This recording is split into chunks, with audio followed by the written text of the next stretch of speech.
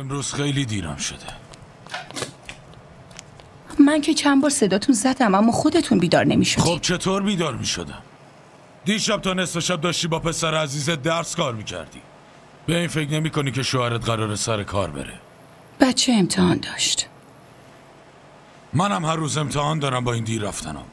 هر روز رئیس توبیخم میکنه. میگه آقا رسولین چه وضعشه؟ الان وقت اومدنه. 100 تا تیکه بارم میکنه. حالا داری کجا میری؟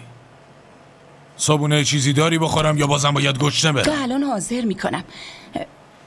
شما به هم بگید امروز کتابای حمزه رو میاری؟ لا حول ولا قوت. گفتم وقتی که حقوق بگیرم کتاباشو میخرم. حمزه واقعا به کتاباش نیاز داره و هر روز ازم میپرسه. کتاباش 200-300 تا که نمیشه. 1700 تا قیمتشونه. حالا اینو از کجا آوردی؟ اون لباسی که میخواستم بخرم پول اونه، حالا بعداً میخرم. چرا نخریدی؟ واسه اون کاری که بهت پول دادم حتما باید انجامش میدادی. چطور میخریدم؟ اصلا میشه از خونه بیام بیرون فرصتشو پیدا میکنم؟ حالا بیاین من صبحونتون رو حاضر کنم. نه خیلی لازم نکرده. بیرون یه چیزی میخورم. شما بیاین 2 دقیقه‌ای حاضر میشه. گفتم لازم نکرده. الان زود آمادش میکنم، شما بیاید.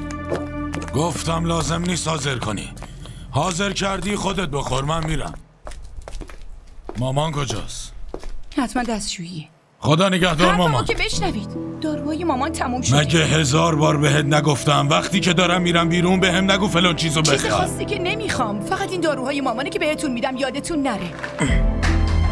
مگه حافظم ضعیفه؟ یادم میمونه دیگه.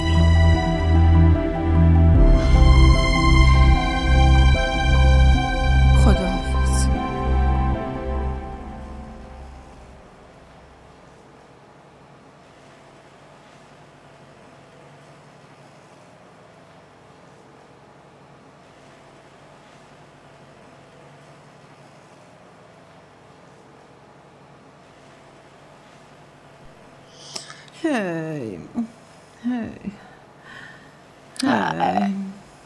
هنوزم درد داری دمه؟ منظورت از هنوزم چیه؟ فکر کردی دارم دروغ میگم؟ ها؟ منظورم این نبودم جان. من منظورتو خیلی خوب میفهمم. خداوند بزرگ بهم دختر نداد. منو محتاج این عروسا کرد.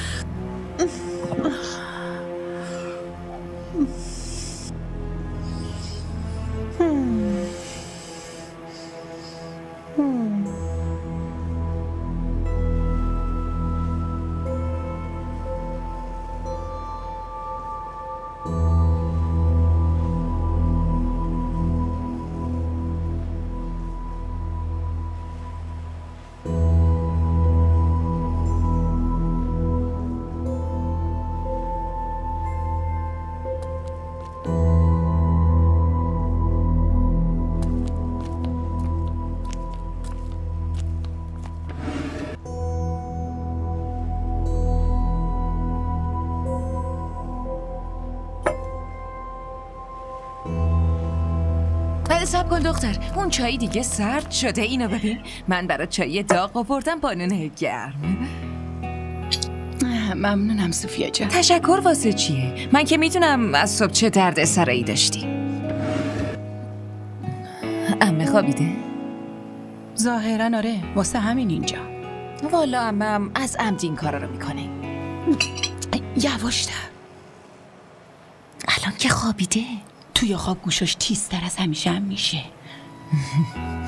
از این نون گرم باید بخوری. دیگه لازم نیست بخورم، الان وقت ناهار شده بابا. ای بابا، تو هم که همیشه از صبحونت میمونی. اینو که تو میگی، در حالی که عمه فکر میکنه ما جز خوردن و خوابیدن کاری نمی کنیم. راستی مینا نیومده؟ اومده، اول صبحونش رو میخوره بعد کار میکنه. انگار عروس خونه است.